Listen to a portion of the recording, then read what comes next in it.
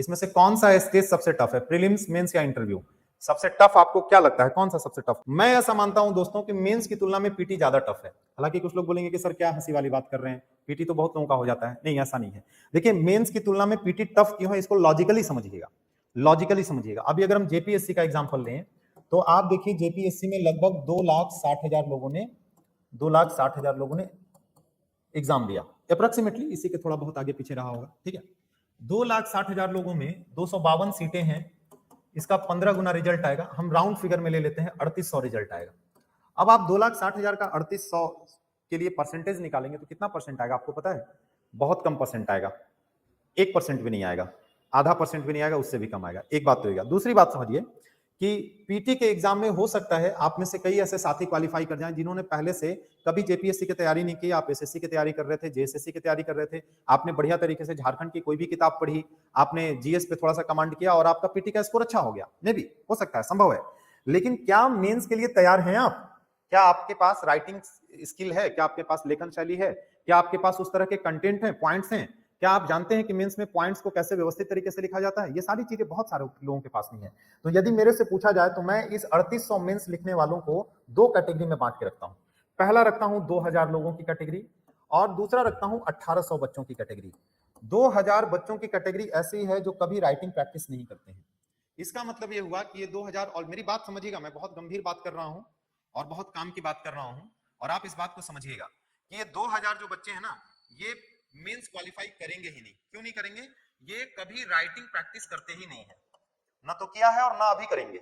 ये इनको ऐसा लगता है कई सारे बच्चों को कि हम खूब पढ़ लेते हैं और एग्जाम में पढ़ी हुई बात को जाके लिख देंगे। इतना आसान नहीं है दोस्तों, लिखने के लिए बहुत बहुत सारी चीजों की जरूरत पड़ती है। तो ये तो बाहर हो गए।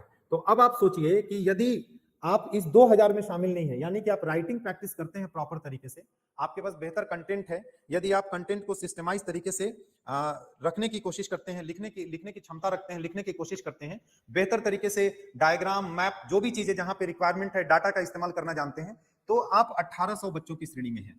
यानी राइटिंग प्रैक्टिस नहीं करने वाले 2000 हैं, राइटिंग प्रैक्टिस करने वाले 1800 हैं। तो 1800 की श्रेणी में आ जाइए। सबसे पहले राइटिंग प्रैक्टिस आप रेगुलर बेसिस पे कीजिए। दूसरी बात समझिएगा, इस 1800 को भी मैं दो पार्ट में रखूंगा। क्यों दो पार्ट में रखूंगा? इस 1800 में से 1000 बच्चे ऐसे होंगे, और 800 की दो कैटेगरी है, करीब करीब 800 बच्चे ऐसे होंगे जिनको राइटिंग प्रैक्टिस तो कर रहे हैं, लेकिन राइटिंग की सही शैली क्या होनी चाहिए, अपनी बातों को किस तरीके से रखना चाहिए, पृष्ठभूमि किस तरीके से लिखना चाहिए, निष्कर्ष किस तरीके से लिखना चाहिए, मेन बॉडी में क्या लिखना चाहिए, कहां डायग्राम, चार्ट, मैप का इस्तेमाल करना चाहिए, डेटा को किस तरीके से रखना चाहिए, इन सारी चीजों की जनरल जानकारी नहीं है। वो एक जनरल तरीके से जैसे ग्रेजुएशन में लिखते थे वैसे लिख के राइटिंग प्रैक्टिस करते हैं। मेरे ख्याल से वो लोग भी सिलेक्शन से बाहर हैं। और 1000 बच्चे ऐसे होंगे जो राइटिंग के असली मतलब को, मर्म को समझते होंगे कि राइटिंग का मतलब क्या होता है सिविल सर्विसेज एग्जाम में।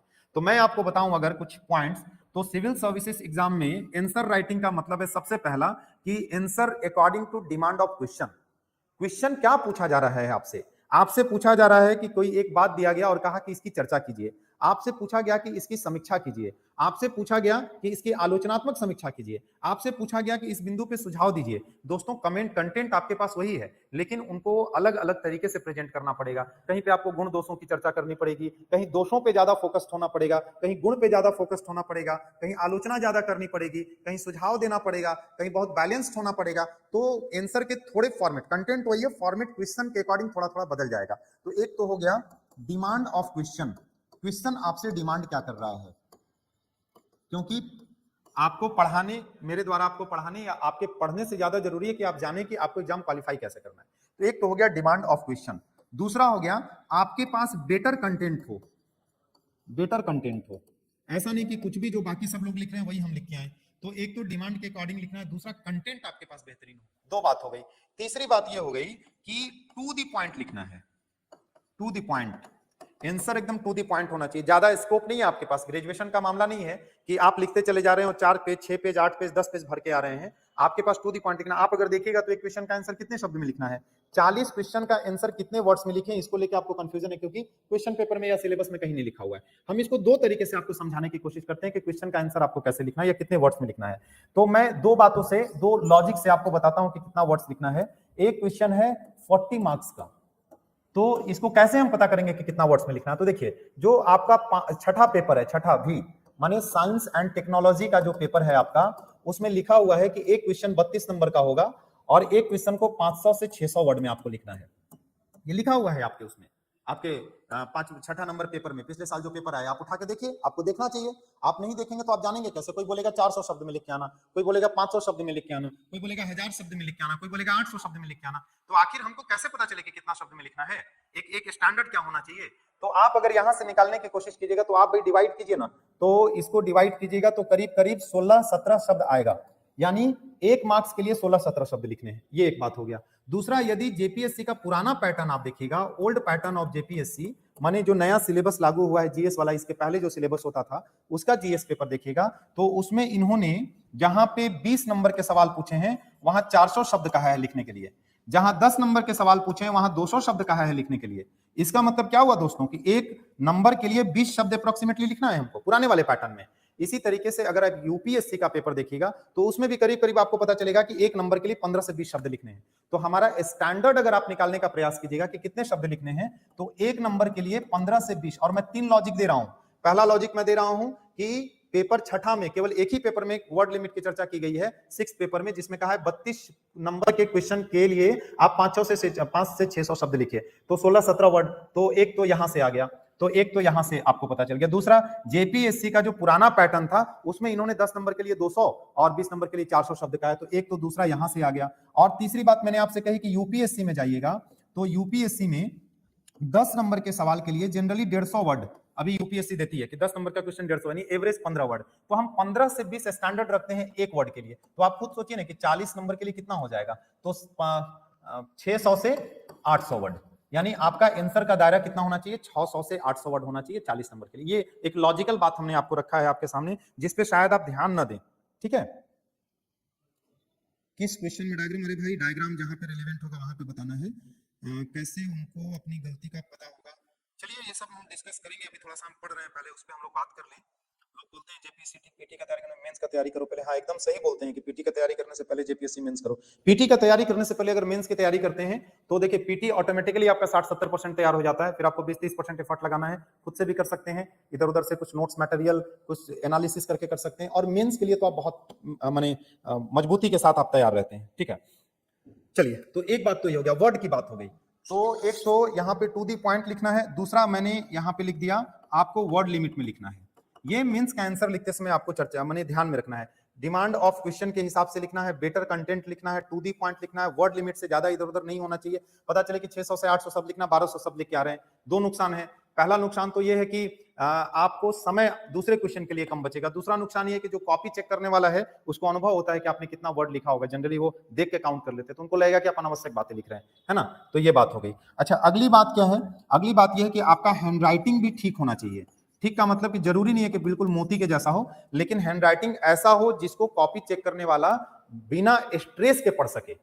जैसे मान लीजिए कि हमने कोई बात लिखी, बहुत बेहतरीन आंसर लिखा है और उसको केवल हम ही पढ़ सकते हैं, दूसरा कोई नहीं पढ़ सकता, ऐसी हैंडराइटिंग घिसी पिटी हुई है, तो उसमें फिर नंबर नहीं मिलेगा। या जो कॉपी चेक कर रहे हैं उनको पढ़ने के लिए बहुत अपने दिमाग पे जोर डालना पड़ रहा है, आंख पे जोर डालना पड़ रहा है, तो भी वो इरिटेट हो जाएंगे। तो हैंडराइटिंग थोड़ी ठीक ठाक हो। और अगली बात ये है, इसमें महत्वपूर्ण जो बात है वो ये कि वर्तनी जो स्पेलिंग है, जैसे आप में से कई लोग मैं देखता हूं ऐसे लिखते हैं वित्तीय सेवा, तो ये बड़ी गलत बात है, इससे बड़ा बैड इंप्रेशन जाता है। तो आप सही वर्ड लिखिए ना, आप थोड़ा सा प्रयास कीजिए, तो वर्तनी थोड़ी शुद्ध होनी चाहिए, बहुत ज्यादा गड़बड़ ना हो, कोशिश करें कि कहीं गड़बड़ ना हो, ज्यादा से ज्यादा शुद्ध वर्तनी। और अगली जो राइटिंग के साथ जो इश्यूज है वो क्या है कि अगर आपकी लिखने की आदत नहीं है और एग्जाम हॉल में जाके सीधा लिखिएगा तो आपको हैंड पेन होने लगेगा, हाथ में दर्द होने लगेगा, क्योंकि लिखने की आदत तो है नहीं, और उस दिन आपको अचानक लिखना है। थोड़ी देर तक तो आप लिख लेंगे, बीच दर्द होने लगेगा, उससे डिस्टर्बेंस होगा। उसके बाद आदत नहीं है तो शुरुआत का तो हैंडराइटिंग बना बना के लिखिएगा, बात का आंसर घसीट घसीट के लिखिएगा, जो पढ़ने में दिक्कत होगी। तो आंसर राइटिंग के सामने ये सारी चुनौतियां हैं दोस्तों, ये सारी चीजें चाहिए आपको, तभी आप बेहतरीन आंसर लिख सकते हैं। और इसका एकमात्र सॉल्यूशन है, इन सारी चीजों का एकमात्र सॉल्यूशन है जो मैं आपको बता देता हूं। देखिए इनका सॉल्यूशन क्या है, बेटर कंटेंट के लिए सॉल्यूशन ये है कि जिन चीजों को आप पढ़ें उनका एनालिसिस भी करें, उनके बारे में सोचें। क्या सोचें? व्हाई, व्हाट, हाउ, ये क्यों हुआ, ऐसा क्या है, ऐसा कैसे होता है, इस तरह की चीजों पे थोड़ा विचार करें। राइट, एक ये हो गया। तो आप किसी भी कंटेंट को पढ़ने के बाद उसका एनालिसिस कीजिए, जिससे आपका रिवीजन भी होता चलेगा। एनालिसिस एंड रिवीजन साथ साथ होता चलेगा आपका। रिवीजन का मतलब ये नहीं होता है कि कोई चीज पढ़ा है उसको उसी रूप में दोबारा पढ़ लें। रिवीजन का मतलब होता है कि उसके बारे में थोड़ा दिमाग को एक्सरसाइज कराएं, हम सोचें उसके बारे में, कुछ और चीजें जोड़ सकते हैं क्या, ये चीजें कैसे घटित हो रही हैं, ये बात कैसे हो रही है, इन सारी चीजों को देखिए। और तीसरा जो जो सबसे जरूरी है वो है राइटिंग प्रैक्टिस। जितना ज्यादा लिखेंगे मेंस के सिलेक्शन के उतना करीब होंगे, जितना कम लिखेंगे मेंस के सिलेक्शन से उतना दूर होंगे। दो स्टूडेंट का मैं एग्जांपल देता हूं, ए और बी। ए जो है वो अपने सिलेबस का 90% टॉपिक तैयार कर लेता है, बी जो है वो अपने सिलेबस का 70% ही टॉपिक तैयार कर पाता है। लेकिन जब प्रेजेंटेशन की बात होती है तो ये जितना जानता है उसका 45% ही आंसर के रूप में प्रेजेंट कर पाता है, क्योंकि जरूरी नहीं है ना कि जो बात आप जानते हो उसको बहुत बेहतरीन तरीके से प्रेजेंट भी कर सकें। ये जरूरी नहीं है, बहुत लोगों में ऐसा देखा गया है कि जानते बहुत हैं, आप कई बार लोगों से बात करेंगे तो आपको लगेगा कि यूपीएससी की तैयारी करने वाला बहुत इंटेलिजेंट है, उसमें बहुत कुछ जानता है, लेकिन उसका सिलेक्शन नहीं हुआ, प्रेजेंटेशन नहीं दे पाया सही तरीके से। तो इसका मतलब यह हुआ कि अगर एग्जाम में 100 नंबर का क्वेश्चन है और ये अपने जानने के 45% का ही 50% का ही प्रेजेंटेशन कर पाता है, तो इसका मतलब ये 45 नंबर के आसपास का प्रेजेंटेशन कर पाता है। लेकिन ये जो दूसरा बच्चा है जो जानता 70% है लेकिन इसका प्रेजेंटेशन रेट 80% है, तो आप खुद सोचिए 56, ये 45 नंबर लेके आएगा, ये 56 नंबर लेके आएगा, कम जानते हुए भी ज्यादा नंबर लेके आएगा और ज्यादा जानते हुए भी कम लेके आएगा। तो अगर कोई टॉपिक नहीं भी पता है तो उस प्रेजेंटेशन अगर बढ़िया है ना तो आप जोड़ तोड़ के इधर उधर करके राइटिंग स्किल का इस्तेमाल करके बहुत अच्छा आंसर लिख सकते हैं। तो इसीलिए मैं कह रहा हूं कि writing practice is more important, सबसे ज्यादा इंपॉर्टेंट है, मोस्ट इंपॉर्टेंट है। जितना ज्यादा राइटिंग, जितना पढ़िए उससे ज्यादा एनालाइज कीजिए और उससे ज्यादा लिखने का काम कीजिए। अगर एक दिन में एक टॉपिक पढ़ते हैं तो 2 बार उसके बारे में सोचिए और 3 बार उसके बारे में लिखिए। मैं गारंटी दे रहा हूं कि मेंस का सिलेक्शन नहीं हो तो आप मुझे बताइएगा, 100% मेंस का सिलेक्शन होगा, मेंस में आप क्वालिफाई कर जाएंगे। यही एक तरीका है मेंस क्वालिफाई करने का। खूब पढ़िए, एनालाइज कम कीजिए और बिल्कुल मत लिखिए, सब सिलेबस तैयार करके जाइए, कभी पास नहीं कीजिएगा।